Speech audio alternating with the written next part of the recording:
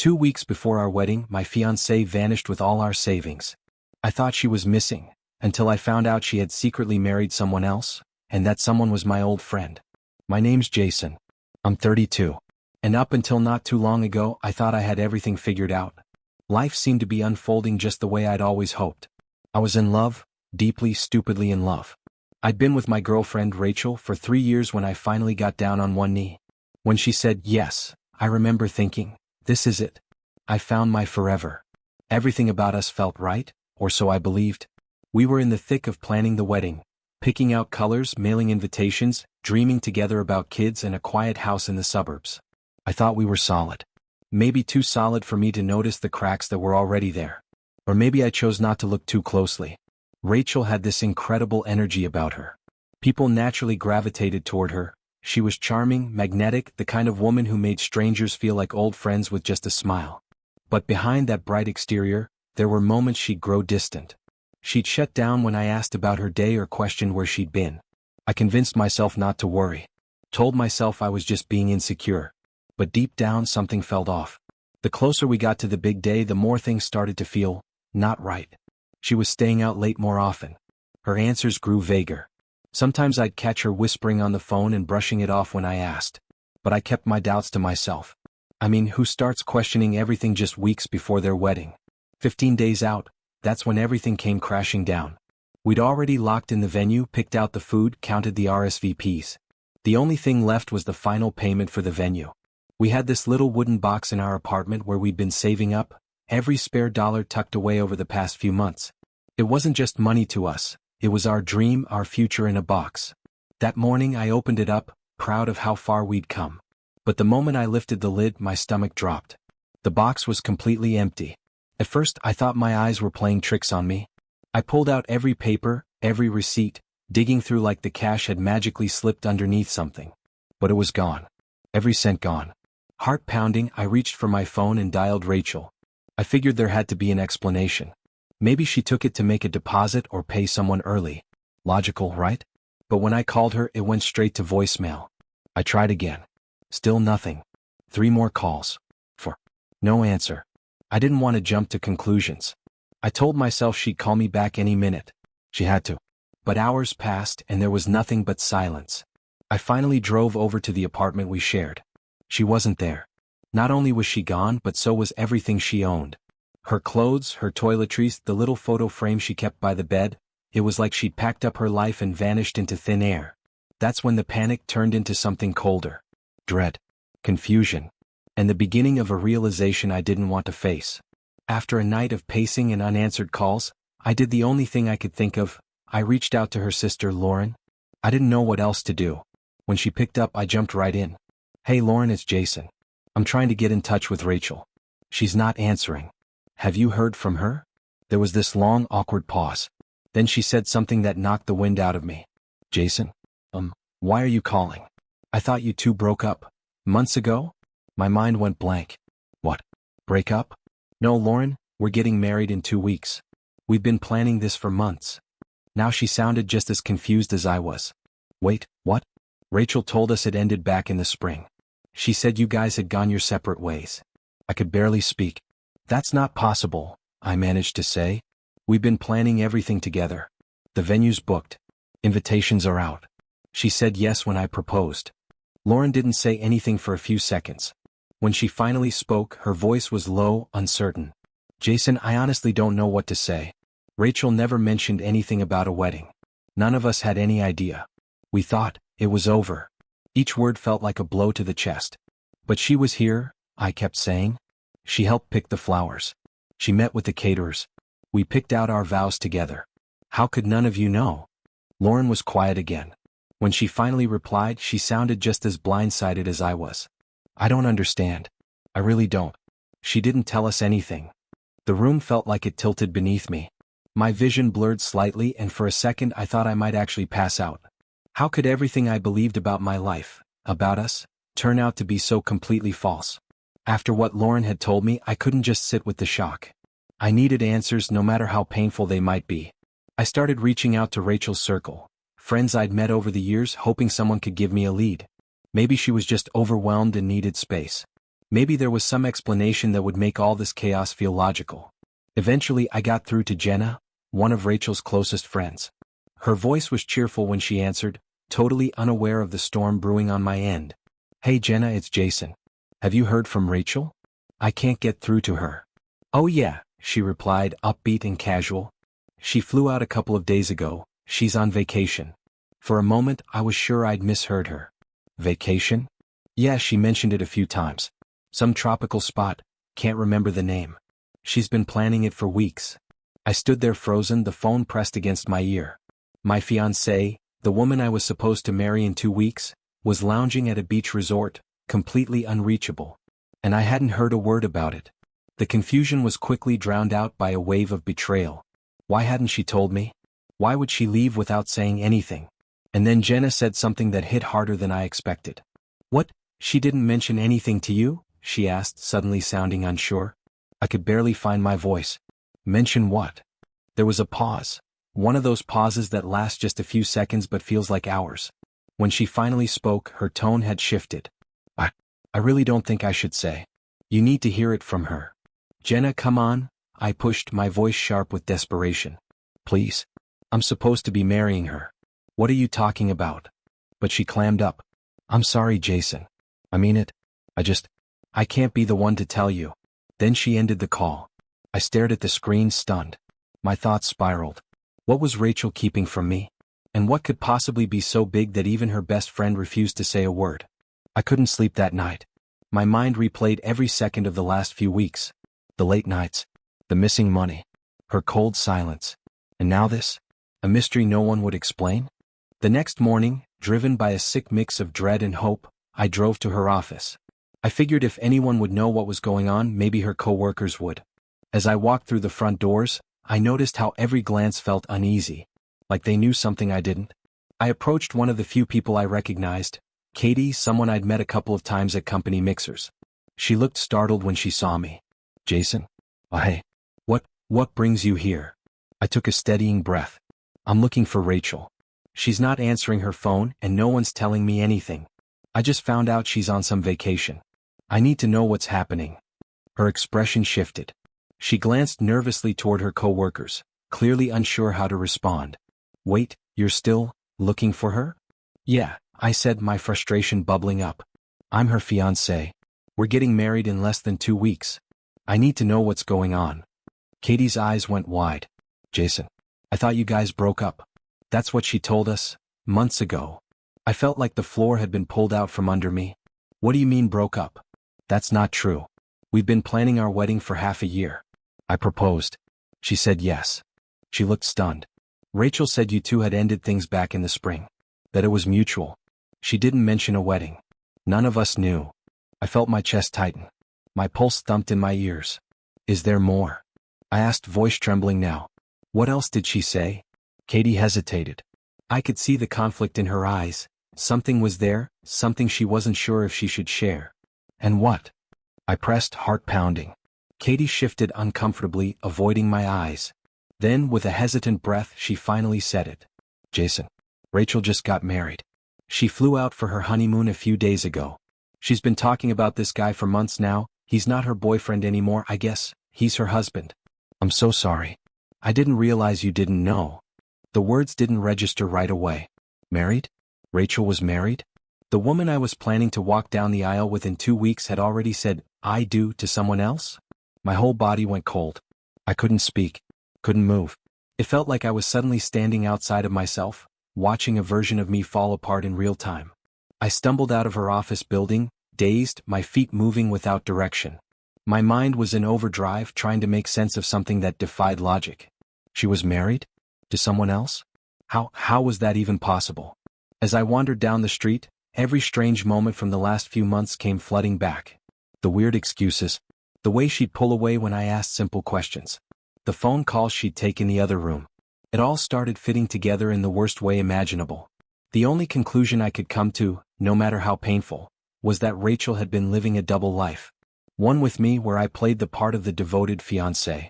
And another, far more real to her, with the man she truly intended to marry.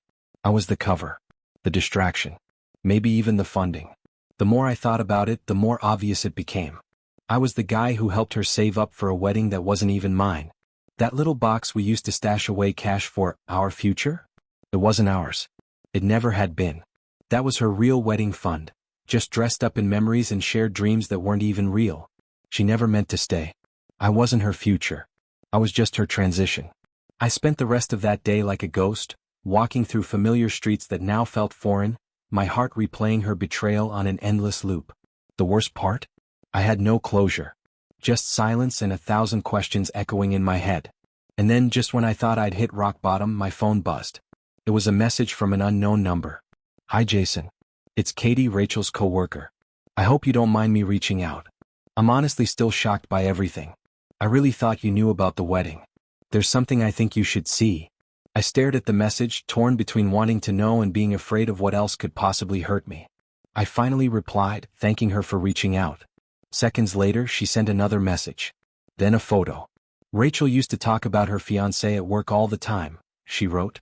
"But she never once said your name. This is the guy she married. I thought you should know." I opened the photo, and my heart stopped. There, standing next to Rachel in a tuxedo, smiling like the happiest man in the world, was someone I knew. Not just knew, recognized instantly. It was Chris, my old classmate from university. We'd studied together for years. Shared notes, beers, stories about our lives. I hadn't spoken to him in a long time, but I never would have imagined this. Rachel had left me, for someone from my own past. The betrayal cut even deeper. It wasn't just a stranger she'd married, it was someone who had once sat across from me in lecture halls. Someone who'd known my name, my face, maybe even my story. She hadn't just played me, she'd chosen someone who'd be impossible to forget. And Chris was smiling. For the first time in days, I felt a strange sort of clarity. I needed answers. From him. I sat with the photo for what felt like forever. Then, without thinking, I opened my contacts. Chris's number was still there, buried in my phone from years ago. I hit dial. It rang twice before his familiar voice came through, upbeat and oblivious. "Hey Jason. Man, it's been ages. What's going on?" I tried to steady my voice. "Hey Chris. Yeah, it's been a while.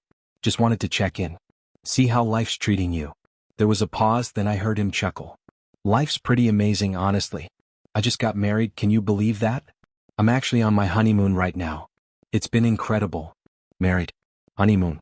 His words felt like lead in my chest, but I forced myself to stay composed. "Wow, congrats man. That's huge. I had no idea. Sounds like things are going really well." "Yeah, thanks man. It's been wild," Chris said, his voice bright and full of that newlywed glow. "You know how life just kind of throws everything at you at once?" "Yeah," I replied, doing my best to sound natural. "Life has a way of catching us off guard, doesn't it?" There was a pause, just long enough to feel heavy. "Hey, when you're back in town," I added, "we should meet up. Grab a drink. Catch up properly." Chris hesitated for a second, then replied, "Yeah, absolutely. That'd be great. I'll give you a call when we get back. It'd be good to reconnect." "Sounds good," I said, my jaw tight. "Enjoy the rest of your trip." After I hung up, I sat there in silence. My phone still in my hand, my heart in pieces. Chris had no clue. He had no idea that the woman he was celebrating a future with was the same woman I had spent the last 3 years building mine around. He didn't know that his honeymoon was built on the ruins of my engagement. A week passed and we finally met up at a familiar bar, one we used to hit back in college. It felt like stepping into a time machine, except this time I wasn't just grabbing beers with an old friend. I was holding on to a truth that would change everything. Chris looked the same, easygoing, warm, laughing like nothing in the world could touch him. But I knew what was coming. And I'd spent every night since our call trying to figure out the right words. We ordered drinks, traded a few harmless memories, then I leaned in a little. "So, married life treating you well?" He smiled wide, glowing. "Honestly? Couldn't be better. She's incredible, man. We've just been traveling, soaking it all in. It still doesn't feel real." I nodded, swallowing back the bitter taste in my throat. "That's good to hear. So how'd you two meet?" He took a sip, his grin stretching wider. "It was kind of a whirlwind. We met about 6 months ago. Things just clicked, you know? She told me she just ended a relationship. Said it was messy and not worth bringing up." "6 months ago?" I asked, trying to keep my tone neutral. "Yeah," he said with a shrug. "She didn't really give me details. Just said she was done with the past." I looked at him for a long moment, my heart thudding in my chest. "Did she ever say who it was?" The guy she broke up with? Chris tilted his head, puzzled now. No, not really. Why? I took a breath and leaned in a little closer. Chris, that guy was me. He froze. The color drained from his face. What? He asked, blinking hard. I mean it. Rachel, your wife, was engaged to me until she disappeared. I had no idea she was seeing anyone else. We were planning our wedding. She just vanished one day, took everything, including the money I'd been saving for our future, and now here we are. Chris sat in stunned silence, staring at me like he couldn't process what I was saying. He looked like someone had knocked the wind out of him. Jason, are you serious right now? As serious as it gets, I said quietly. I didn't know she was gone for good until her sister told me she thought we broke up months ago. But we didn't. I was still in it. Still planning a life with her. Chris looked down at his glass like he couldn't face me. His hands were trembling. I didn't know. She never mentioned your name. Nothing. I thought, she made it sound like the past was behind her. I shook my head, feeling the weight of everything crashing down again. We never broke up, man. I didn't even know she was with anyone else. She had this whole life with me, plans, commitments, a future. And then she left it all behind without a single word. Took everything I'd been working for and funneled it into your life. Chris's eyes slowly lifted, confusion and disbelief written all over his face. Wait, what do you mean took everything? I let out a bitter sigh. I had been saving for months. We kept our money in this little box, every dollar meant for our wedding. One day I opened it and it was gone. Turns out she cleaned it out and vanished. When I finally found out she married you, I knew where it went. He slumped back, stunned. She told me her parents gave us that money. Said it was a wedding gift. That they wanted to help with the honeymoon. I laughed bitterly this time. That was my money, Chris. Every last dollar. I saved it for her and me, thinking we were building something real. Turns out, it was just a deposit on someone else's dream. Chris looked like he was going to be sick. He ran a hand over his face, completely floored. That explains it, he mumbled. She showed up with this lump sum, said her parents wanted to bless the marriage. I didn't even question it. Neither of us spoke for a long moment. The bar noise faded into the background as we sat there, two guys tied to the same woman in completely different ways, both feeling like fools. I nodded slowly, watching the truth land hard on Chris like a punch to the chest. That money didn't come from her parents, man. It was everything I had saved, believing we were going to start our lives together. She lied to you the same way she lied to me. Chris dropped his head into his hands. His face had gone pale. I can't even believe this is real. She played me. She played both of us.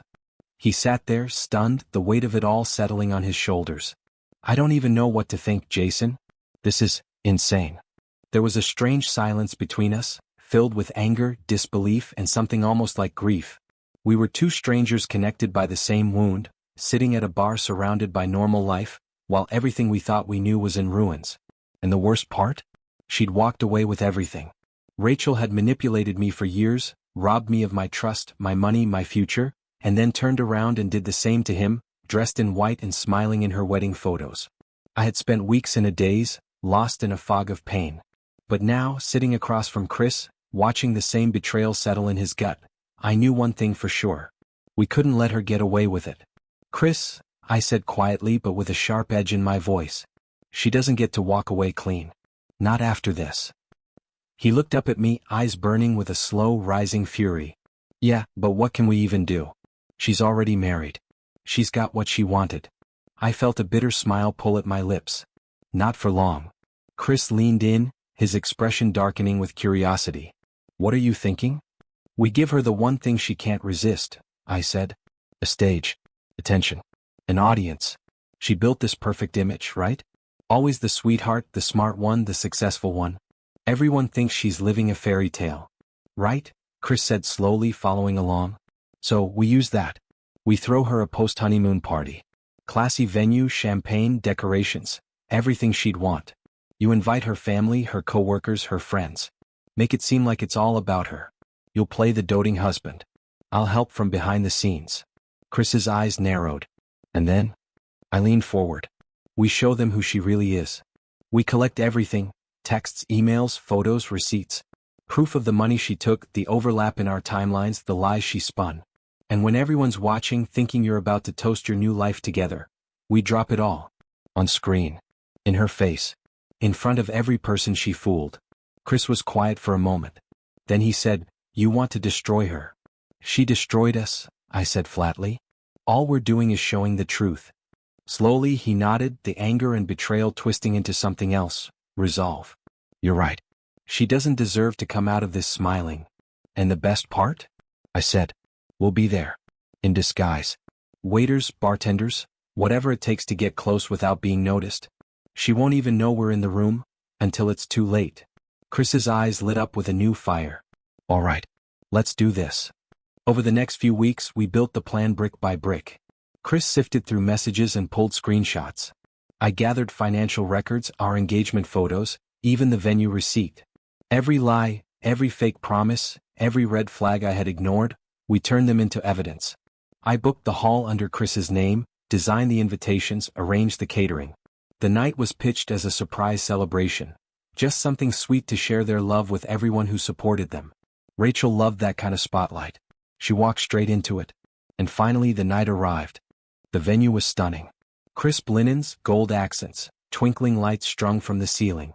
It looked like something out of a magazine, exactly the kind of setting Rachel would expect for the final act in her perfect romance.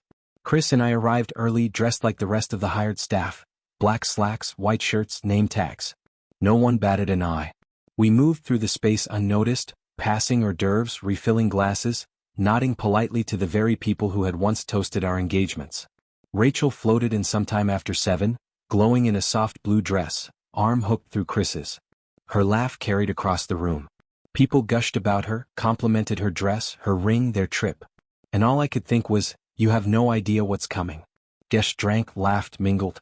Then, after the cake was cut, Chris took the microphone. "I just want to say thank you to everyone who's here tonight," he began, smiling. "You've all supported us so much and we're so lucky to share this moment with you." Rachel beamed at him, totally unaware. "And before I wrap this up," he continued, "there's one more surprise. A video." She looked confused for a second but still smiled. Until the lights dimmed. And the screen lit up. It began with our engagement photo, Rachel and me smiling in the sunlight. Then came the text logs. The overlapping dates. The financial withdrawals. The receipts. Screenshots of her promises to me and then to Chris just days apart. You could hear the silence shift. Murmurs rippled through the crowd. Rachel turned white. And then the final image, the empty box where I had kept the money. My handwritten label still taped to the top, "For our future." The lights came back up. Rachel stood frozen. People were staring. Some were whispering. Others looked disgusted. And Chris? Chris handed her the microphone. "Your turn," he said coldly. She didn't say a word. Just stared at the screen, then at the faces around her. Her fantasy was shattered, exposed for what it was. She wasn't the admired bride anymore. She was the con. And we were no longer the victims. We walked out quietly, our work done. Rachel had taken everything from us. But in the end we took back the one thing she never expected, the truth. Everything had been set up with careful precision. The projector was tucked away near the back, cables hidden beneath the floor runners, looping quietly with the files we'd spent weeks compiling, screenshots, bank transfers, emails, selfies, text threads. Every lie Rachel had told. Every secret she thought would stay buried. Tonight that all came to light. The room was buzzing with excitement as guests clinked glasses and took their seats. And then, like a scene from a movie, Rachel walked in, radiant, smiling, with Chris right by her side. You could practically feel her soaking in the attention. Her laughter floated through the air. Compliments followed her like shadows. But none of them knew what was coming. Chris caught my eye from across the room and gave the faintest nod. It was time. We walked together toward the front, dressed as staff but moving with purpose. I watched Rachel's expression shift as she spotted us. First surprise, then confusion. But not fear. Not yet. She still didn't know. Chris took the mic, his face calm but his voice edged with something darker. The crowd quieted, anticipating another toast from the happy groom. "Thank you all for being here tonight," he said, eyes locked on her. "We invited you here to celebrate love, to celebrate trust and partnership. But that's not why we're really here tonight." You could feel the confusion ripple through the guests. Rachel tilted her head, trying to piece it together. But it was already out of her control. I stepped forward and tapped the remote in my hand. The projector flared to life. On the screen behind us appeared the first text. Rachel, mid-conversation with me just weeks before she married Chris. Her voice, her words in black and white. She was still with me, Chris said, his voice louder now, unwavering. While planning this wedding, while smiling in those pictures, she was with someone else. Slide after slide revealed more. Overlapping timelines, secret messages, photos of her with both of us, bank transfers she told me were for our venue, money she used to fund their honeymoon instead. The crowd gasped. People whispered, hands over mouths. Someone even dropped their glass. The energy in the room turned cold. Rachel was motionless. Her face lost its color. She tried to speak, to step forward, but Chris didn't stop. She lied to me. To all of you. And to Mike, who she promised a life to, right up until she walked out the door and never looked back. I spoke then, calm but firm.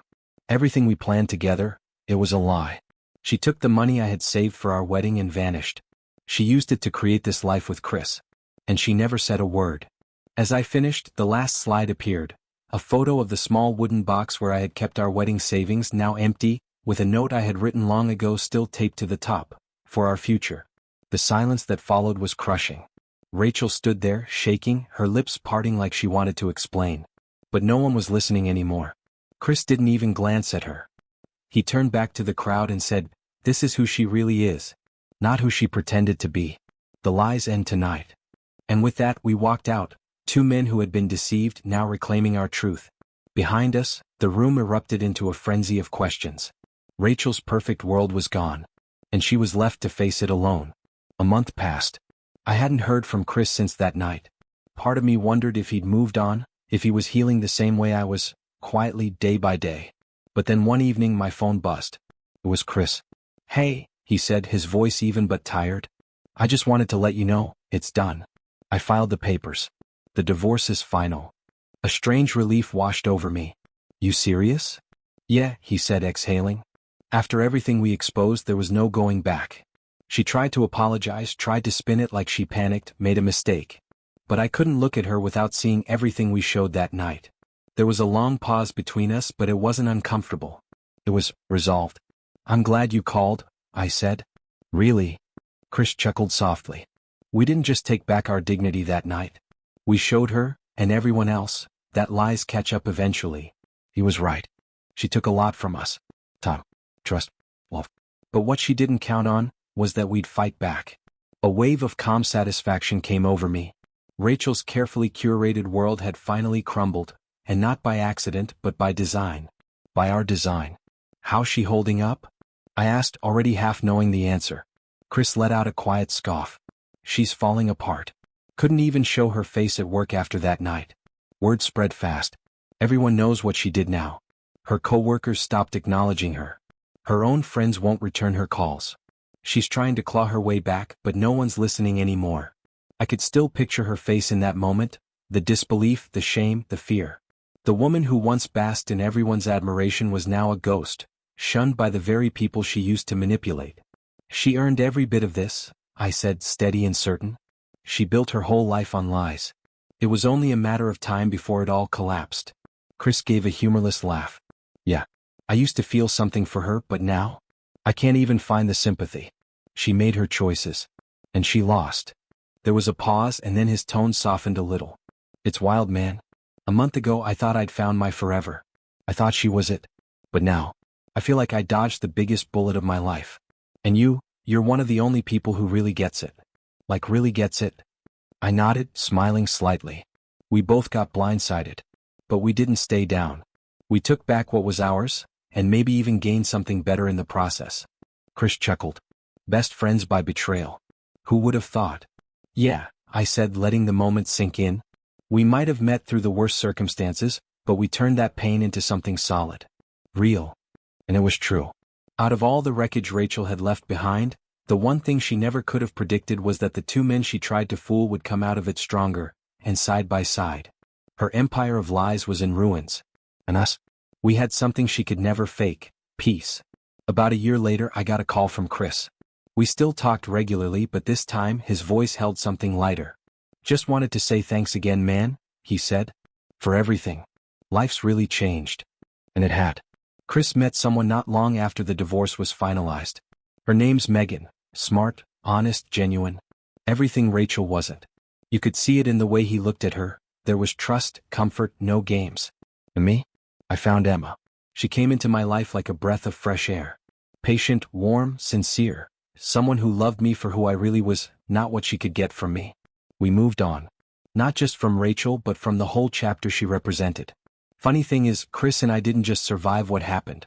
We built something better from the ashes. We still hang out now with our partners in tow. Double dates, backyard barbecues, weekend getaways. It's ordinary in the best possible way. Every once in a while we'll look at each other across the table, share a glance, and just shake our heads. We remember. But the pain? It's long gone. Replaced by something better. Something earned. Rachel? She's just a name now. A footnote in a story we no longer feel bound by. Her fall was loud, public, and permanent. But our rise? Quiet. Steady. Real. Looking back, it's almost poetic. She tried to take everything from both of us, and in the end we found the one thing she never could fake. A second chance. And we didn't just take it. We lived it. In the end, we didn't just survive her betrayal. We won.